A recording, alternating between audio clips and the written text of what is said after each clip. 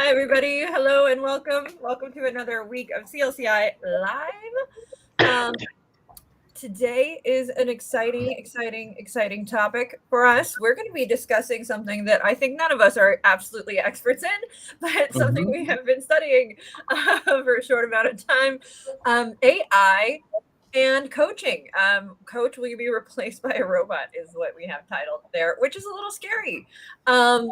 So let's why don't we dive right in, shall we, guys? But let's dive right in with a little bit of a softer, approach. Or what defines AI? What is the definition? What is the end all be all definition of artificial intelligence? Because I think that we as people think it is one thing and think it is a lot scarier than it actually is, and think it's a lot further off than it, realize it's something we use on a daily basis. So anybody takers?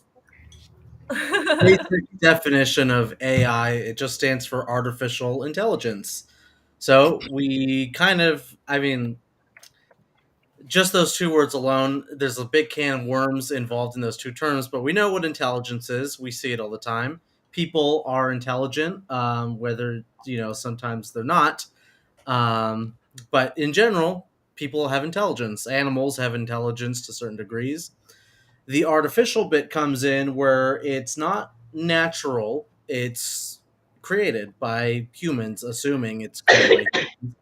So it's something that is intelligent, it can think on its own, but it is created by humans and maybe with a purpose, maybe without a purpose. That's my basic understanding of AI. Wait.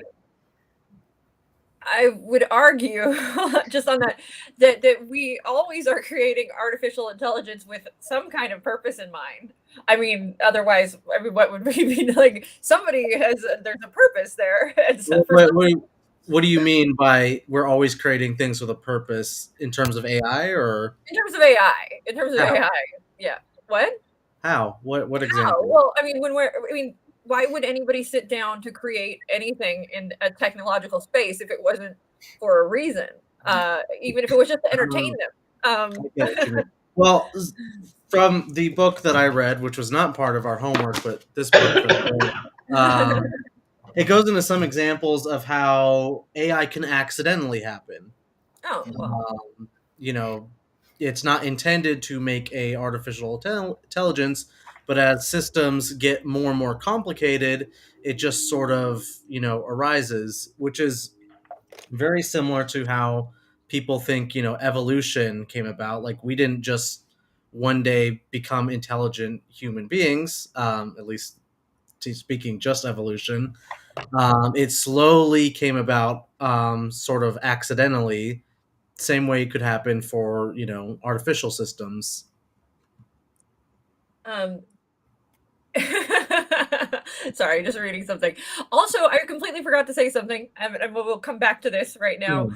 Those of you watching, hi out there. Please leave comments. We want to hear from you. This is live so that we can interact with you and we want you to be a part of this discussion. So please join in the conversation.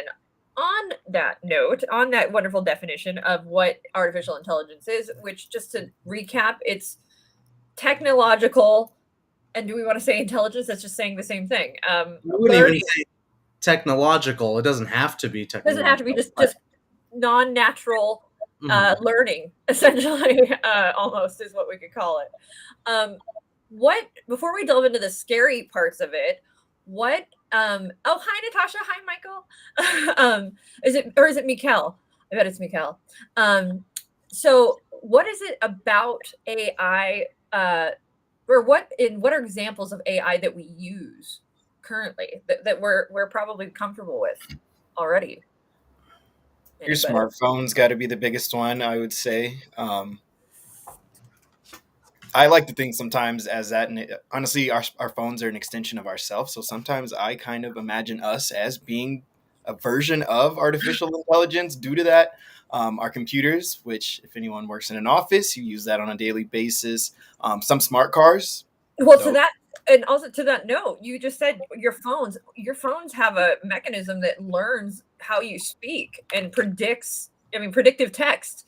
That right there is very much personalized to you and the way you speak and the way you type things. So AI and learning right there, right?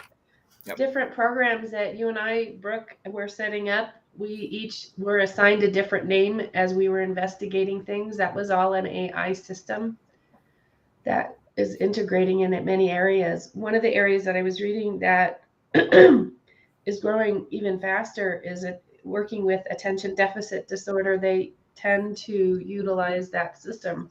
Go ahead. I know you're. No. I'm just saying ADD right here. They have found that it's very successful with the students.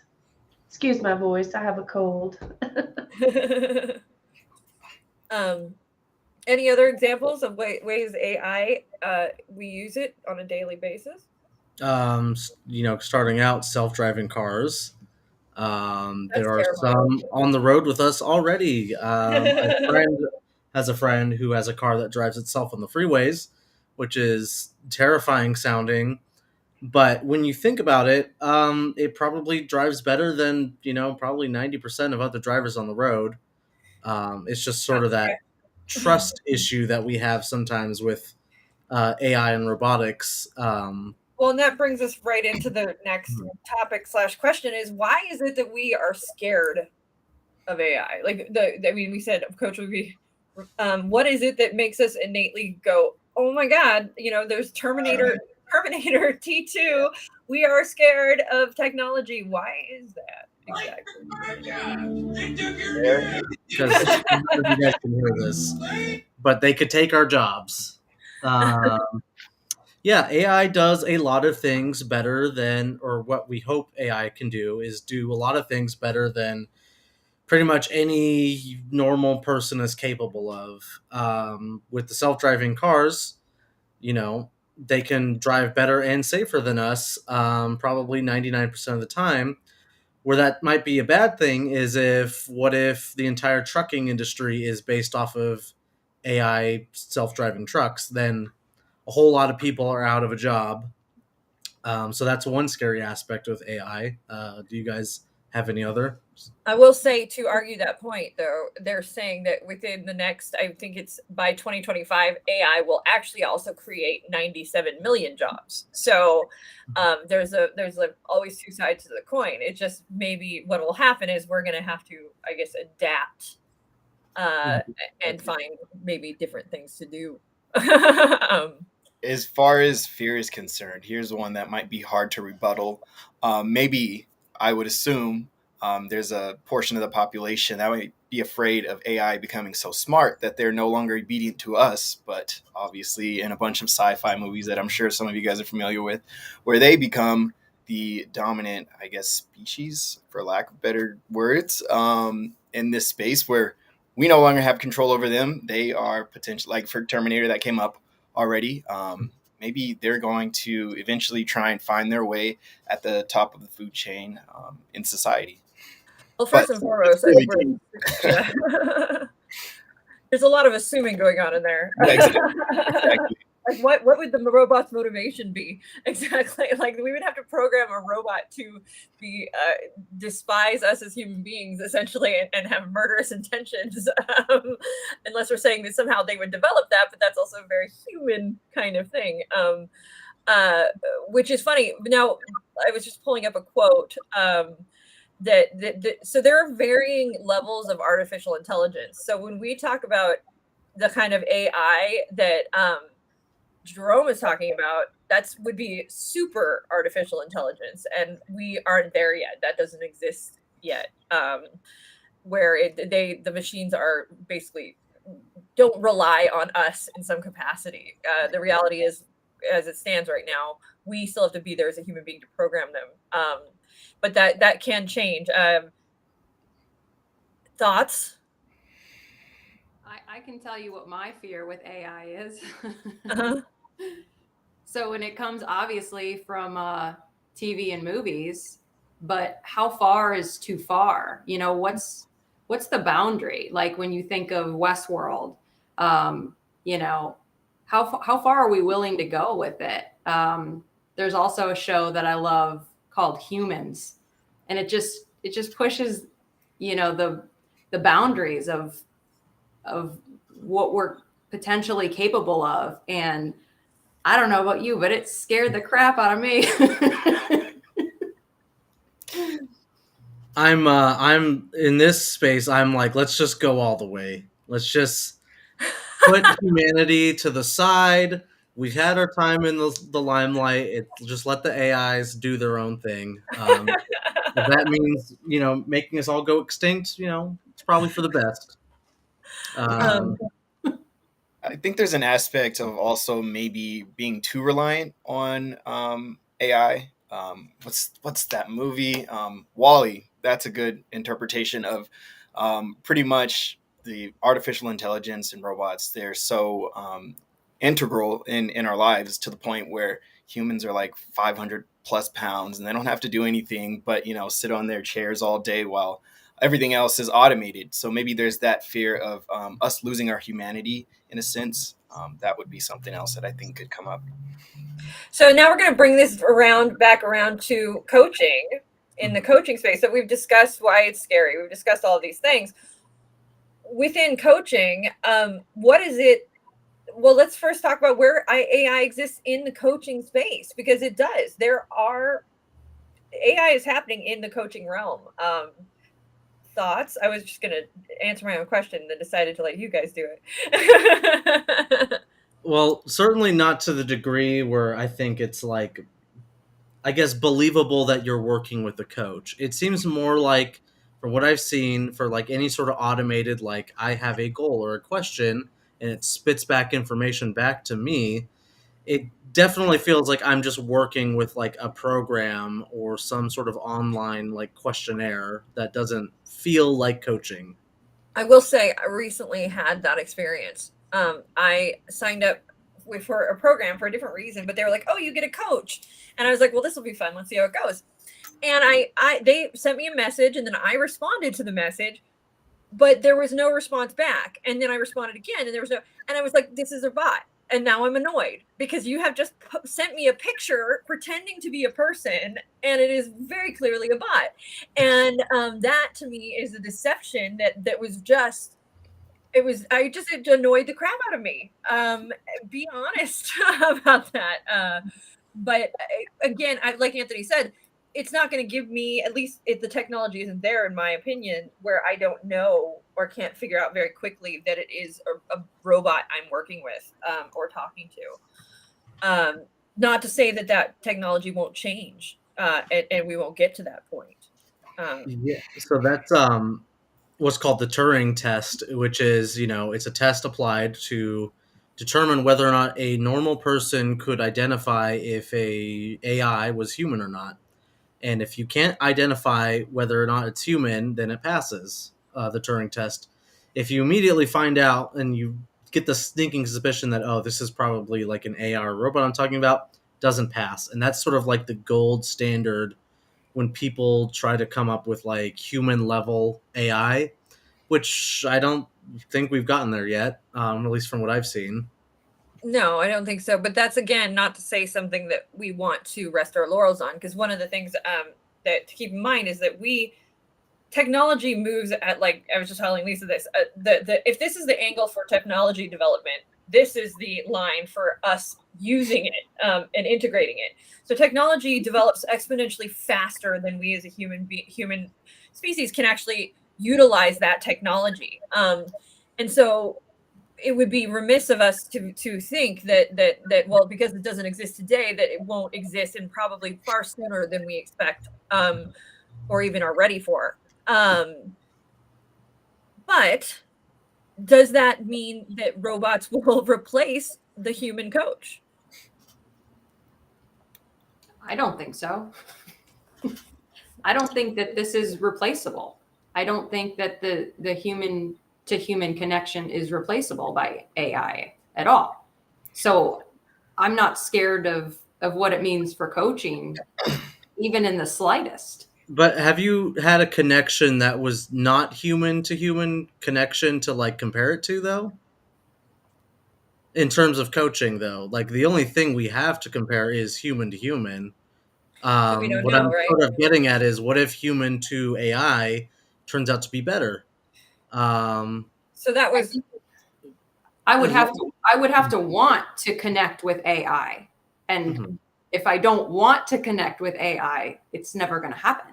so I was just recently watching an interview with a gentleman who had done a whole bunch of, basically it's been studying this very topic for a while, and there was two conflicting arguments. One that we hear from Jen, which is the argument that we as people and as coaches want to believe that empathetic, that human, that thing that is unique and special, and it's something people want and crave. The other side of the coin is one of the experts who coaches that has been using AI coaching said that more than 50% of the people who use it actually prefer the AI for a few reasons, because, and but I mean, more than 50 is a significant amount, but still we're half and half. But because they can access it at any time, they don't have to worry about a schedule or anything like that. So if they're having a crisis or a question, the AI is always there, and it will always answer its question day or night, 24 hours a day. Also, too, it's a level of autonomy and sort of non-judgment that you can't get with a human being 100%, because there's always that thought process in the back of our head that we're being judged. But when you're dealing with a robot, there's no judgment there being made. So it's kind of this weird balance, right? What do you want? And I think that really comes down to knowing who your client is and what your client wants. Good point that he brought up, though, in this whole thing, was that within that space, though, where the technology certainly is not and is far off from is when you get into more expert coaching. So coaching more expert and complicated topics, when you're dealing with all kinds of nuances and personalities and all these things, and having to take that into account. And so the more complex your coaching is, the safer you'll be in this space. Whereas just straightforward, like sort of linear, more generic, general kind of coaching is really the one that's more, I guess, at risk in this space, if that makes sense. Thoughts or feelings in that regard? I mean, we're talking kind of about a hypothetical, like where AI currently is right now. I don't even think it's at the standard where it can handle the simple level coaching. But if we talk about the hypothetical possibilities with AI, I don't see a reason why it couldn't tackle the more complicated, I guess, techniques of coaching. I don't see why it wouldn't be able to do that, or do it even better than, I guess, a human coach would, or at least equivalent. I guess what they are sort of what he was when he talks about that and speaking in that realm. When you're dealing, like, let's say with corporate coaching, you've got to be able to understand levels, I guess, of human interaction and sort of societal, just sort of the things that how do you program personalities, not, and who somebody is in certain particular situations, these very specific kind of things that have complex levels. So when you're looking at, like, in corporate coaching, you're thinking about not only staff and personality, but also, money coming in, opportunity, strategy. There's a whole bunch of elements that how do me as a client communicate the sort of basic social structures that exist to an AI so that they would understand, because there's some subtlety and nuance in there that maybe, like you said, even now we're not getting. Subtlety and nuance is lost in many ways in an AI space still. Is that correct? I mean, would you agree with that? Or Yeah, I would. I mean, that's a lot to take in, but I would agree with right? you. I would just also say people are not the best at subtlety and nuances as is. True.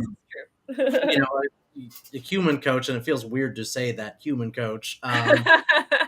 That is a skill that takes a long time to develop as a coach, is identifying the subtleties and nuances in your client's behavior and trying to figure out the right question to ask based on that, and not knowing really if you made the right decision or not.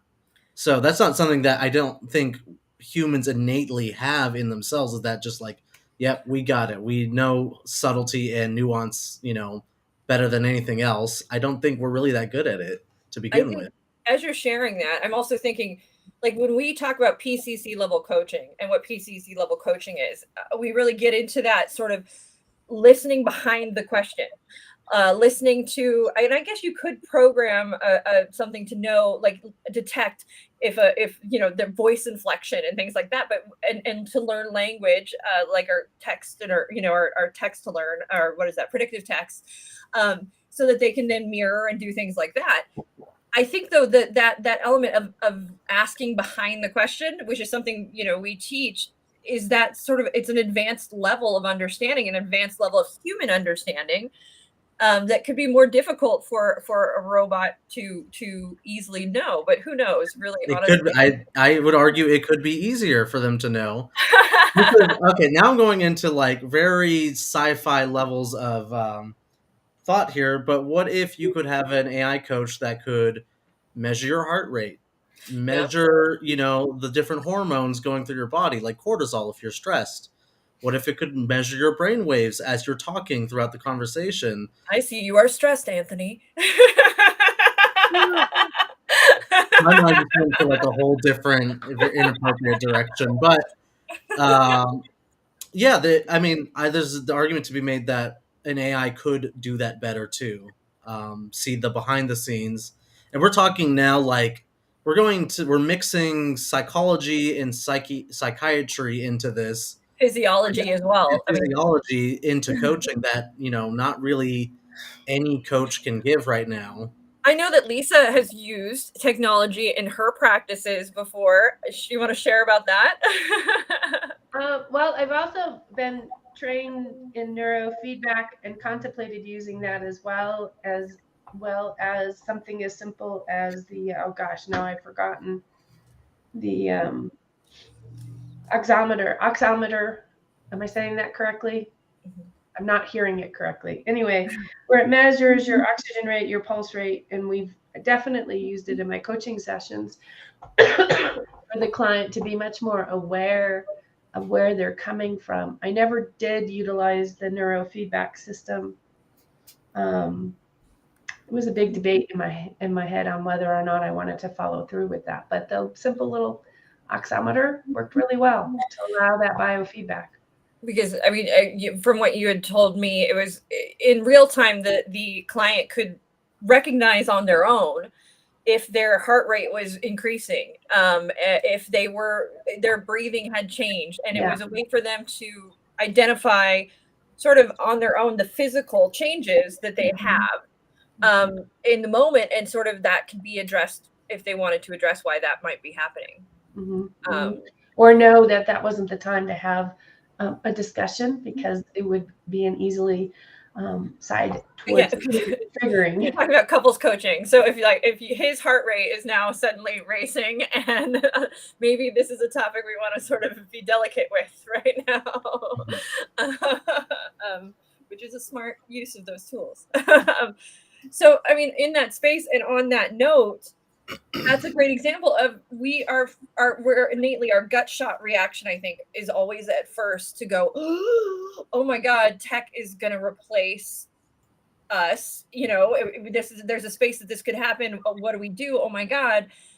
I think though, and this is a prediction, what will define successful coaches in the future from the ones that sort of will fizzle out, pop the buzz bubble, as it were, are the coaches that are willing to embrace tech, utilize it, figure out how to integrate AI in a way that is beneficial to them and beneficial to them in their practices. And I think that will make a big, I guess, division between who really is able to really thrive in the future versus the coaches who will not be able to. As I was listening to this interview, it just became more and more apparent to me how important it is to stay in an adaptive space and be willing to embrace that technology, because ultimately, if we had technology to answer every email, to do do everything for us, mind you, we might say, oh no, we wouldn't have a job, but maybe instead we would have job doing something far more productive. Like we would be able to take our time and utilize our time and expertise in ways that is far more satisfying than maybe doing those sort of monotonous tasks that someone like me with ADD abhor.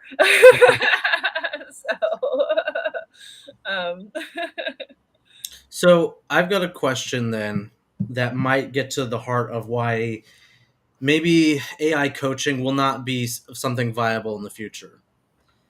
And my question is, what is the difference between now consulting and coaching? I know it's a hypothetical question, but what is someone getting out of consulting Yeah. versus what they're getting out of coaching? Well, I mean, with consulting, you expect the consultant to have a level of expertise, so they're going to give you answers. Mm-hmm. Whereas with coaching, we are not giving answers. Well, we are assisting in the discovery of answers. Mm-hmm. And the expertise is going to help us follow that flow where that client is going. So still being the expert by receiving that information and having the ability to bounce back and ask that client.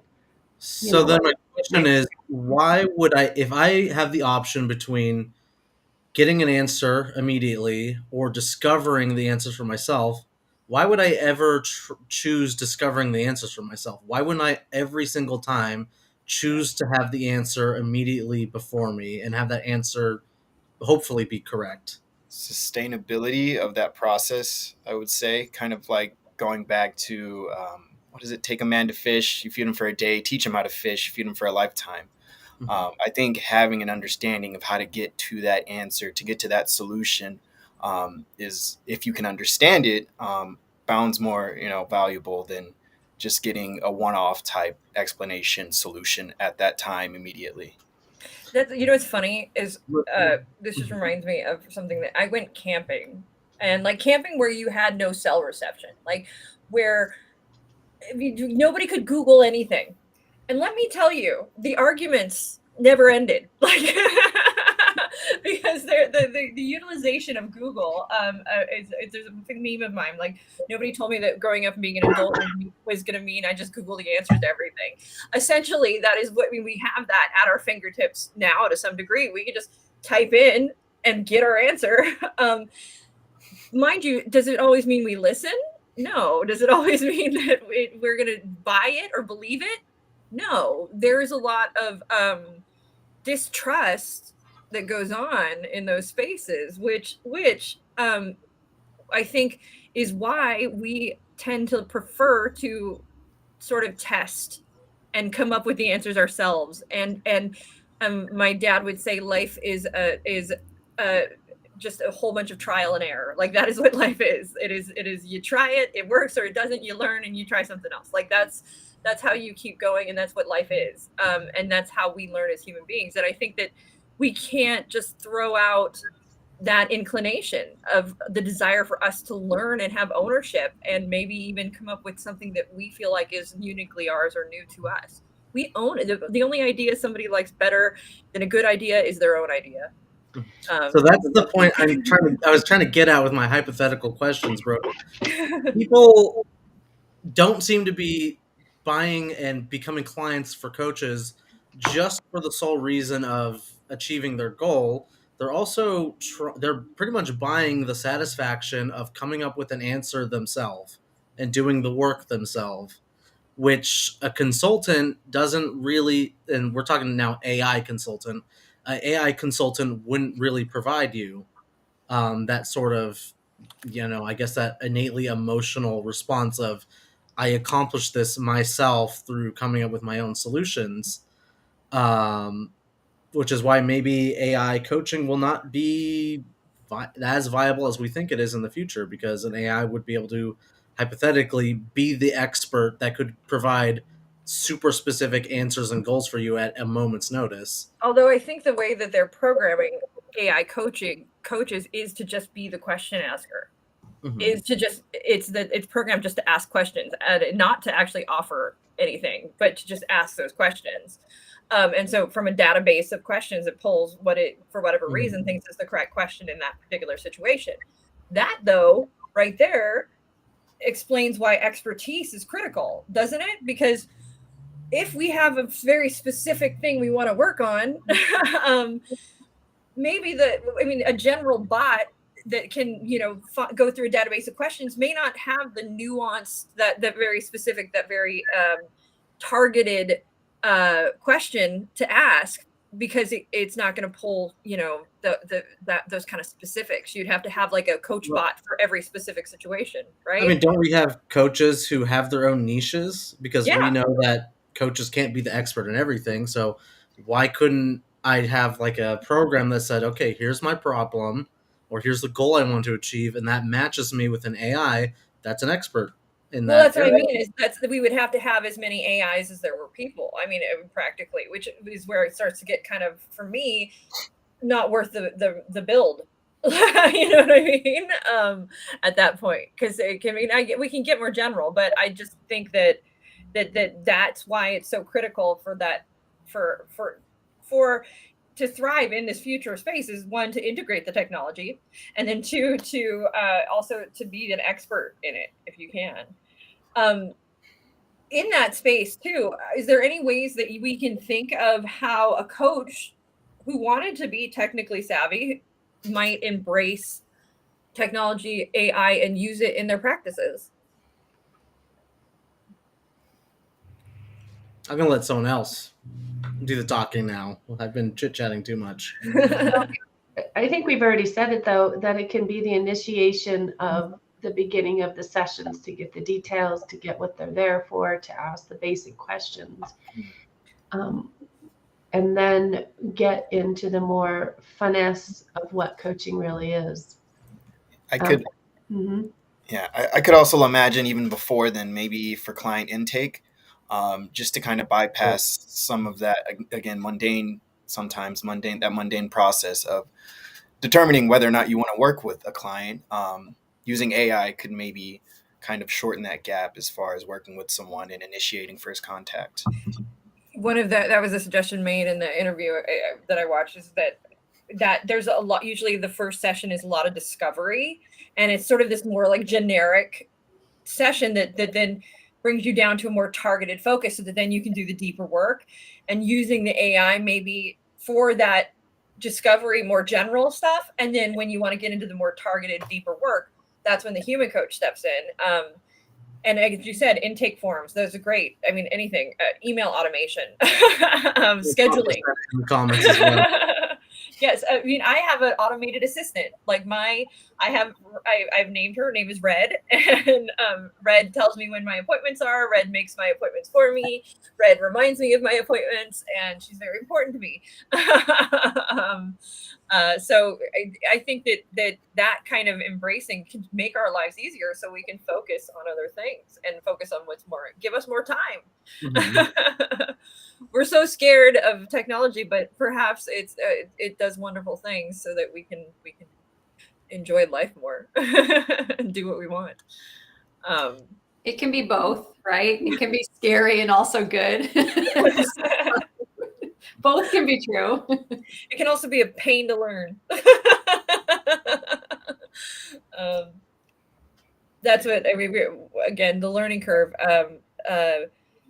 One of the things they said is the vast majority of coaches now are over 40, but they are seeing a flood of coaches that are younger, millennial coaches, and coming into the market and starting to coach. And those coaches will have a much more innate understanding, and also more openness and willingness to embrace sort of AI and technology. And you really think about it, their clients will probably be similar. So I think that there will be a natural evolution that happens in this space as well. I'm just waxing philosophic now. Well, I've got a philosophical question then, if we're looking at specifically ICF accredited AI coaches or human coaches, ethics. Would it be better, or would it seem to be better, that if there's a certain ethical guidelines that both human coaches or AI coaches have to follow, wouldn't you think that the AI coaches would be the sure bet?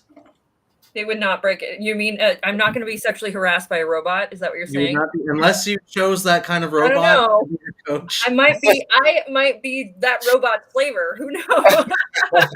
Was that Brooke, the movie Interstellar, where like they could change like the humor Yes, settings, the humor change settings the in Interstellar, yes. harassment settings on your coach robot? Yeah, exactly. Those robots are awesome.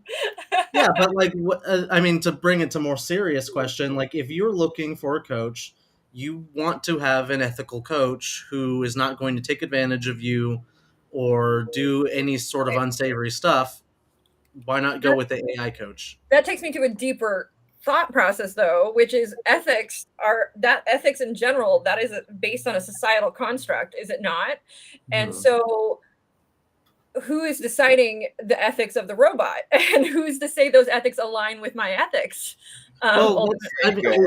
Isn't that the case with the ICF right now? They have a code of ethics that we agree to. Whether or not they match my personal ethics, I mean, it's pretty good ethics, I'd say. In all of this discussion, though, I can't, I'm sorry, just to interrupt, but in the back of my head, I'm thinking, at the end of the day, though, I don't want to have a conversation with a robot. I don't. Like, that's why I was so fed up, like, with that. I just don't. I mean, Alexa's cool and all, but she's not my best friend. Like, I mean, I talk to her, but we're never going to have a deep conversation. Every so often she tells me stories, but really, I know she's a robot, and it's not the same. That word's going to be a slur in about 20 years, Brooke. The R word. The R word, robot. Robot. Oh, that's wow. That's a really interesting thought, Anthony. That's going to be non. I'm sure some AI is going to get offended, like, whoa, I'm not like a robot like Alexa. Well, that was, I mean, the movie Her is kind of in that space. Jen, I know you listened to that the Hidden Brain episode that I did, and that was, I mean, it blew my mind. It was crazy because we as human beings do actually form attachments to robots, and we have an attachment to Alexa. And when we name something, oh my God, we get extra attached. So, but still, I as a person would rather be working with another human being. I just would prefer that. Honestly. I'll tell you why on my end. And it was something, Brooke, you said that a robot could hold a space of non-judgment in a way a human can't. And when you said that, I thought exactly, which is why that robot space of non-judgment, to me, it's not real. It's not a real space of non-judgment. The human space of non-judgment is what matters. The idea of being like, I'm doing this because the robot told me to. I don't know why. And maybe that is something that is just a hang up of us humans. We need to get over it. But what is, I'm kind of curious. I want to go deeper into that. Okay. What is the difference between a non-human space of non-judgment and a human space of non-judgment? What do you get from that human non-judgment that's different? No, I think she wants human judgment. She wants that judgment. No, I want human non-judgment. And to me, that's a special thing that another human being can offer. Like, that's a sacred space to me, if someone can offer me that. That's empathy, right? We're talking about empathy. Yeah. Mm-hmm. Well, I think too, I mean, I think though, again, this is going to get us into another discussion. Judgment, we do actually want our coaches to have some judgment. We want them to have that human understanding of that human life experience that makes them be able to connect with me because they understand what it is to be a human being. Where that a robot won't ever understand what it is to be a human being. Maybe in like it can be programmed. We can try to tell it. We can, but ultimately it's not going to have a human experience the way a human being. And maybe we shouldn't. Maybe we should throw this out the window. Maybe this is terrible for me to say. But ultimately, I would trust the human who has the human experience more than I would trust the robot. Part of me is saying, Brooke, you are so wrong, because I know that when they do like assessments for like danger and things like even our judgment is so flawed, it's crazy, and easily influenced, and you can't influence a robot. But I think in the space of coaching, I don't know. I feel like I would just want another human being. I just got done watching Blade Runner, so like everything you just said, I throw it out the window. No. They would tell you, so like insurance agents that do like risk assessment. In the space of risk assessment, they have found that we are so exponentially wrong most of the time. And if you have there are robots that can do so much better, but we rail against it because the robot must be wrong. But the reality is it's right, and any flaws it has are exponentially less than the mistakes we as people make. So right now we have airplanes flying by computer more than we have pilots flying them. And if we remember the pilot, I don't know, 10 years ago when he landed in the Hudson River. I think, yeah, but he was all brilliant. kinds of research and information to see if the computer could have done a better job, and it's his judgment and his experience. And he was a rebel. And he saved a ton of lives. There's a great documentary, or not documentary, a podcast that sort of goes into that. That's brilliant. Yeah. The other thing too, though, is as you were saying that, it sort of clicked for me. It's a matter of emotion. So it's a matter, I think ultimately for me, I want another thing that understands what emotion is, understands what that is to be human. Okay, let me throw that question back at you. Can you tell me what an emotion is? Well, that's what I mean when I say feeling, like that like I shouldn't have to. I don't want to have to explain it. I want someone who knows what that is and already knows what it is. Okay, what if the AI says what if the AI says I understand and I know what an emotion is? I'll be like, no, you don't, because you've never felt it. Go away. How do you know other people? Well, okay, Brooke, how do you know that other people other than yourself feel emotions? Well, because we know that we do. We're of the same ilk. How do you know that? Well, I know that everybody has a different and unique experience, and we would assume. But again, I think in this space we are drawn to coaches that are like us and that are able to help us in the areas, and this is where the expertise comes in, that we can be helped, and we identify and choose them in those spaces and based around that connection that we're already forming with them. How do I choose an AI? I mean, it didn't work for me. I don't know. But mind you, now, if it's for something that is non-emotional, like doesn't have anything to do, like it's just like, okay, I got to get to point C. I need something. It gets just, if it's very mechanical, I guess you could say, then I can picture being a robot. But the moment I get to a space where it's something deeper than that, I don't want to have that emotional moment. One, alone, and two, with a robot. No, but a robot can't give me a hug. All I'm saying is, and what I'm getting at is, I think we're putting ourselves on too high of a pedestal, and this is, if we're getting to some philosophical BS right now, I'm pretty much a materialist in the sense that there's no like spiritual like area of emotion. An emotion is like a physical process that happens in our bodies and our brain.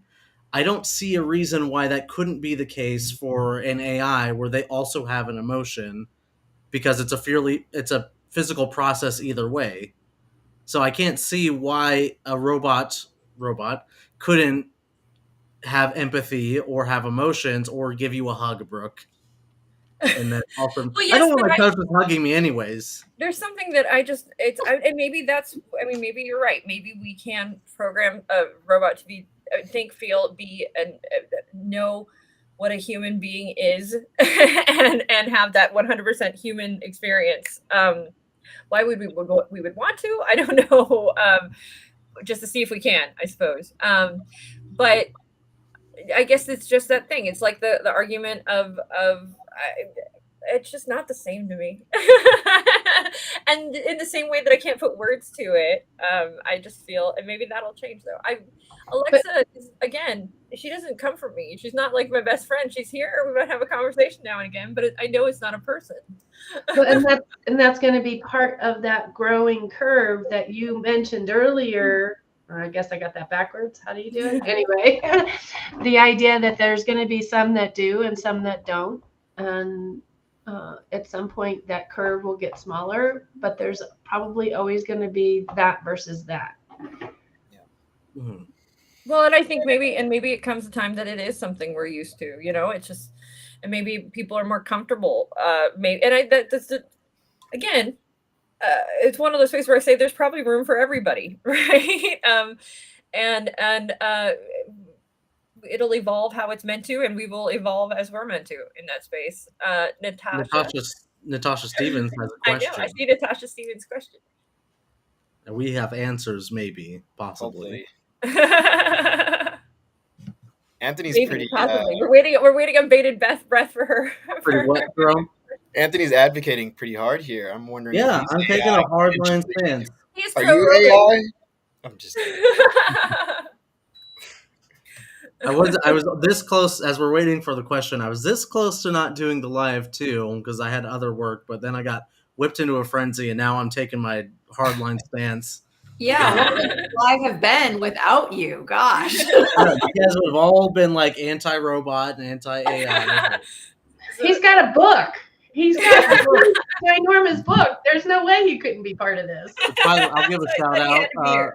Life 3.0. It's a very good book because the author writes it for, like, there's different chapters for a more technical audience, and then there's chapters for a more layman, sort of armchair.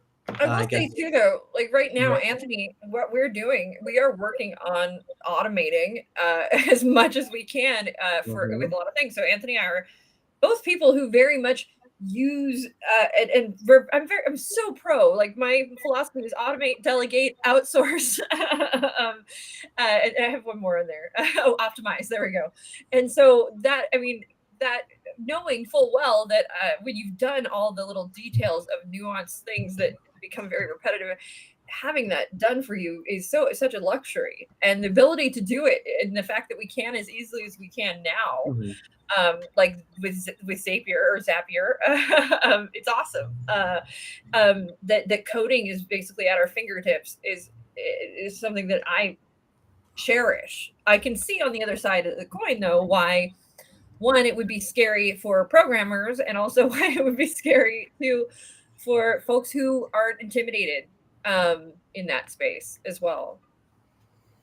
But it's getting easier. That's the cool thing about technology is everything about it is about making it more and more user friendly. Like, that's sort of the directive of technology. Successful technology is, if you can make it user friendly, it's going to get better and thrive, and it becomes more and more tangible to the average person.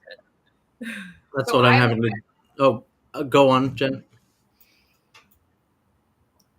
Where does intuition come into play with AI? Because that's a big part of my coaching, is tapping into my intuition. So how would a robot coach? Okay, let's get down to the brass and taxes. What is intuition, Jen? Yeah. It's stuff that comes up that I don't really know where it's coming from or why it's coming, but it's there and it comes to the surface, and I offer it to my client. So what I'm going to tell you immediately, which is kind of funny, is that if you've done a lot of look into the way our brain operates, is huge part of our thought process. Essentially, the way we take in the world is done subconsciously, and what we call intuition is actually our subconscious brain recognizing patterns and being able to pull that pattern out, and then have this, we know, because it's all done on this awesome subconscious level of life experience. Where what I can see is, if somebody, and would be a mountain of work, right? Like, the idea of programming it just is overwhelming to me, but there are people that would. It becomes an if-then. If our brain is like a computer, it's running its own if-then statements all the time subconsciously. If this happens, then I should do this. If this happens, and that's where our intuition comes in, is that if then done subconsciously. So in the same speak, we could program if then, a million times, so that then that computer is going to run through its long library just the same way our brain does of this possibility, and then come out with what the best answer is or what the best question is.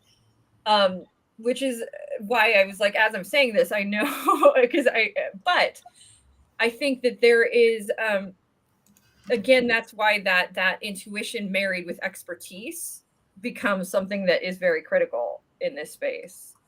Did I explain that right, Anthony? I think so. You're not. It kind of detracted a little bit from Jen's statement, but my thoughts are getting even more confused as I'm thinking more about this. The intuition. Go ahead, Lisa. Yeah. So yeah, I followed you every step of the way, and I feel like you nailed it pretty well. I think where the human piece comes in, and Jen's piece, is that we're going to get to the question probably a little quicker than probably that AI when we're in that deeper dive experience. But at the same time, we could get it wrong, and then AI could be just that simple question could take it. So again, I think it's going to come back to a combination that works in that space, and that combination of what that client needs in that moment. Can an AI do it? To a point, I think yes, but then there's going to be that human missing element that you, Brooke, have been speaking on. And frankly, I like the human element. I don't like someone telling me what to do. I like people being interested in what I'm saying and asking me questions so that I can build my thought process to that next step on where I want to go. Go ahead. I think too, I think that we would be, it would be hubris to think that what we think and offer couldn't be replicated.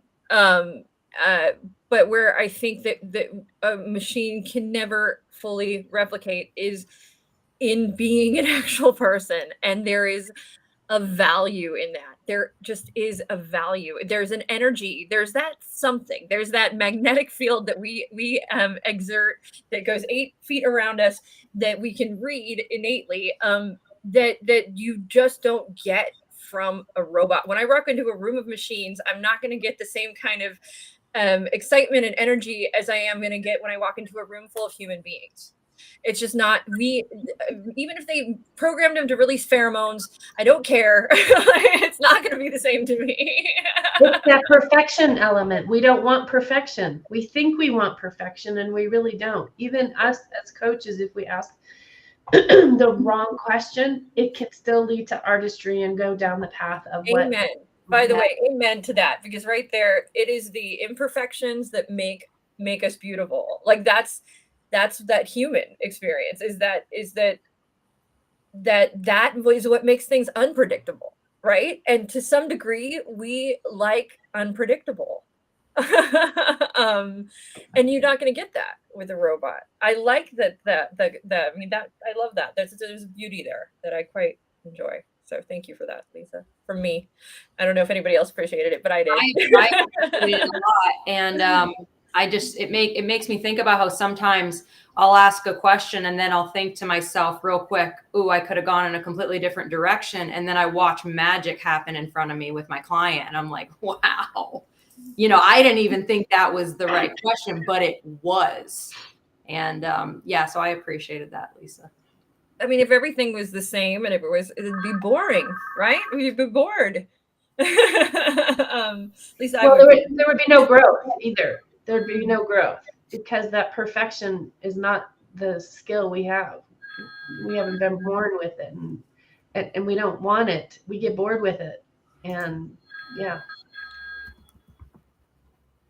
I think to return to Natasha's question, though, we kind of glazed over that a little while ago, but she asked, with all this info, do you think the IT gurus at CLCI can begin to start finding even more material to teach, keep us abreast of this stuff, and create your own for the school that we can use? if you know it's coming, can you get out in front of it and be the forerunners of something within CLSI that no one else has done? We've kind of been doing that. I don't think AI is at the level where, we can do more than just have this kind of conversation. But, myself, Brooke, and like a lot of the other team members at CLCI, like we do our best to be at the forefront of technology. We're constantly updating our curriculum to match that as well. It used to be before COVID, I guess, coaching was only done kind of in person. Now we're learning to integrate technology more and more into coaching, and it's pretty much assumed. I feel like it's assumed that all of our coaches do coaching virtually. And I think too, we can get out ahead of the game. I know that we've explored all kinds of options, as far as even, going out as far as building apps, programs, things like that. And these are nothing's off the table, I think, for us. The other end of the coin or flip side of that too is there's this concept we've talked about before of creating friction. And sometimes we have to exist in a realm of sort of meeting people where they're at, but also being capable of introducing them to new things. So you don't want to overwhelm. And so like if we were so far ahead of the ball, we would probably be incapable of helping as many people or teaching as many people as we can. So you want to find this sort of happy medium between being capable of introducing these ideas and introducing new things, but doing so in a way that is for the sake of a business and for the sake of those who our client is, in a way that they are capable of understanding and adapting and integrating into their lives and practices as well. Mm-hmm.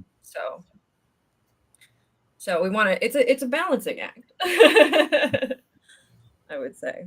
Now on our back end side of things, like we want to automate as much as possible.